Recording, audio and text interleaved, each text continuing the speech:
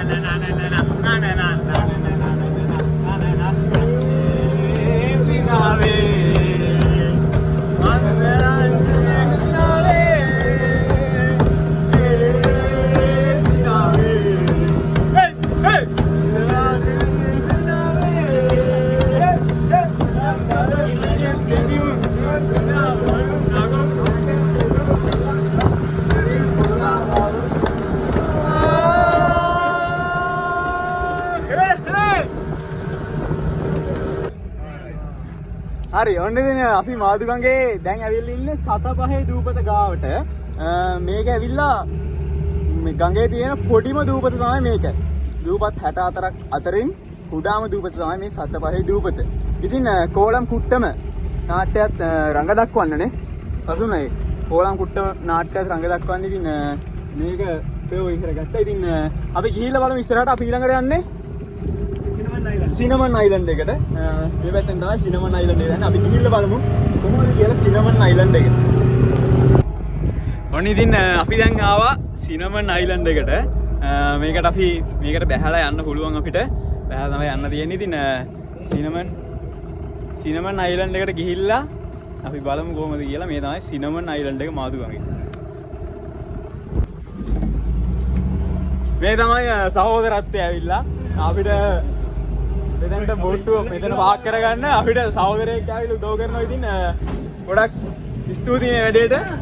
අපිව ගස්සල වැදෙන සීන් එකක් තියෙන්නේ. අවුලක් නැහැ පොඩ්ඩක් වැදුනා. ඉතින් අපි ගණන් ගන්න නැහැ ඒක. අවුලක් නැහැ දුරියක් තමයි. නියමයි හොඳේ. thank you අයියෝ මරු හොඳේ. ඔන්න ඉතින් අපි ඇවිල්ලා ඉන්නේ දැන් සිනමන් අයිලන්ඩ් එකට. සිනමන් අයිලන්ඩ් එකේ අපිට මෙතනින් වාඩි වෙලා ඉන්න තියෙන ටික වෙලාව අතන අද ටිකක් සෙනග වැඩි හින්දා අපි එතනට දානවා අපිට පොඩි ලෙක්චර් එකක් දෙනවා කුරුඳු ගැන. හරිද? ඉතින් ඒ ලෙක්චර් එක අහලා තමයි අපිට මෙතන යන්න පුළුවන් වෙන්නේ. පොඩ්ඩක් අපිට කුරුඳු වගාව බලා ගන්නත් පුළුවන්. ඒ ටික බලාගෙන කුරුඳු තේකුත් දීලා අපිට මෙතන යන්න තමයි තියෙන්නේ. හරි. ඔන්න ඉතින් අපි සිනමන් අයිලන්ඩ් එකට ගිහිල්ලා අපි ආවා මාදුවේ තියෙන ලොකුම අයිලන්ඩ් එක. ඒ තමයි මාදුව. ඉතින් අපි මාදුව මෙදින් මාදුවට අපි තව ටික දුරකින් අපි බෝට් එක නවත්තලා අපි යනවා ඒකේ අසිරිය විඳ ගන්න. ඉතින් අපි බලමු කොහොමද කියලා. මේ මාදුවගේ තියෙන ලොකුම දූපත 64ක් අතරින් ලොකුම එක තමයි මේ මාදුව කියලා කියන්නේ. ඔන්න ඉතින් අපි මාදුවගේ තියෙන ලොකුම දූපත මාදුවට ආවා. මාදුවට ඇවිල්ලා මාදුව පොඩ්ඩක් අපි ඇවිදලා දැන් ආයිත් ගමන පටන් ගන්න හදන්නේ. ඊළඟට කොහෙද හසුන්නේ අපි යන්නේ? ආය පන්සලට තමයි අපි යන්නේ. ඒත් එක්කම අපේ කසුන් අයියගේ සහෝදරයෙක් ඉන්නවා. එයාත් අපිට හම්බුනේ එතනදී. අපි හම්බෙමු ආයිත් දවසක අනිවාර්යෙන් අපි දෙන්න. ඔන්න ඉතින් අපි ආදුවට ගිහිල්ලා දැන් යන්න හදන්නේ ෆිෂ් තෙරපි එකට. ෆිෂ් තෙරපි එකෙන් පස්සේ අපි යන්න හදන්නේ ආයිත් අපි ගොඩබිමට යන්න හදන්නේ. ඉතින් දැන් බලමු අපි ඉස්සරහට ෆිෂ් තෙරපි එක කොහොමද කියලා. කසුන් අයියා අපිට ගොඩක් උදව් කරා අද ගමනේ. ඉතින් ආදි ඉතින් ගොඩක් උදව් කරා මේ ගමනෙන්න.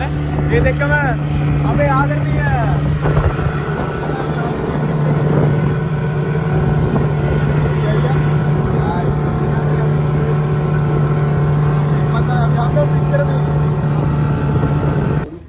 ඔන්න ඉතින් අපි ඇවිල්ලා ඉන්නේ ෆිෂ් තෙරපි එකට.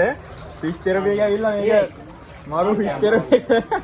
ඇත්තටම මේ මාර කෙල්ලක් කරන්නේ තියාගෙන ඉන්න වට අමාරුයි.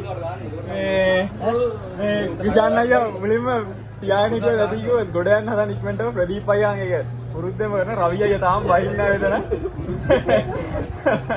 ඊට පස්සේ අපි හොඩි අයියා කැමරා දාලා ඉන්න තාම. එයා කැමතිම නෑ ඒ වැඩේට.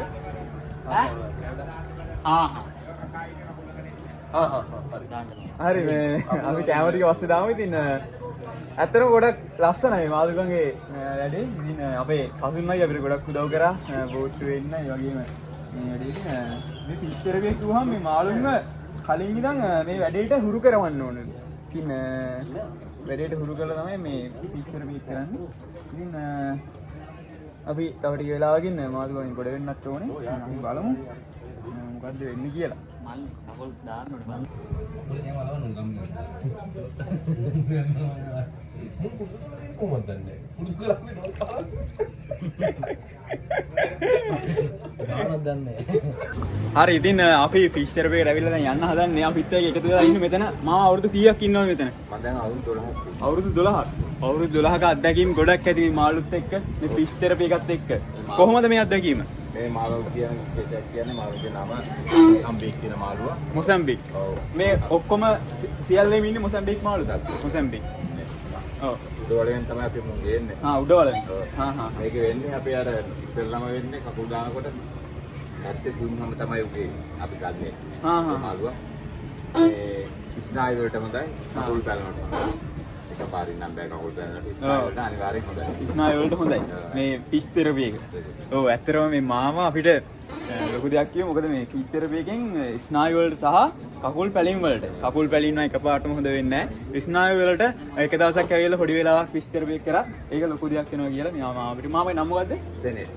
සෙනෙට් මාමා ඔයාලත් එනවා නම් මාදුකගේ විස්තර බේකට මේ සෙනෙට් මාමා හම්බෙලා එයාත් එක්ක මේ රුපියල් 300 වගේ මුදලක් ගන්නවා මේ විස්තර බේකට. ඉතින් ඔයාලත් ඇවිල්ලා බලන්න මාමට අවසන් වශයෙන් මොකද්ද කියන්න තියෙන්නේ මේ විස්තර මේකේ තියෙන තව දෙයක් කියන්න මේ මුදෙන් එනවා පෑහැයක් ගඟට වතුර. ගඟෙන් පෑහැයක් මුදට යනවා. ඕලේ තොට වතුර මාරු වෙනවා මේක. වතුර මාරු වෙනවනේ. එතකොට මේ වතුර මාරු වීමත් එක්ක මාළුන්ට මුකුත් විශේෂයක් වෙන්නේ නැහැ. උන්ට මැරෙනවා. එහෙනම් ආයෙත් අයින් කරන්න නෑ ලුණු වැඩි වෙනොත් මාළු ටික මැරෙනවා. හරි ඉතින් බොහොම ස්තුතියි මාත් ඒක දෙනාට. හරි අපි ගොඩට ගිහිල්ලා ඉතුරු විස්තර ටික කතා කරමු. බෙහෙම ස්තුතියි. අපි දැන් ඉන්නේ ෆිෂ් තෙරපියකේ.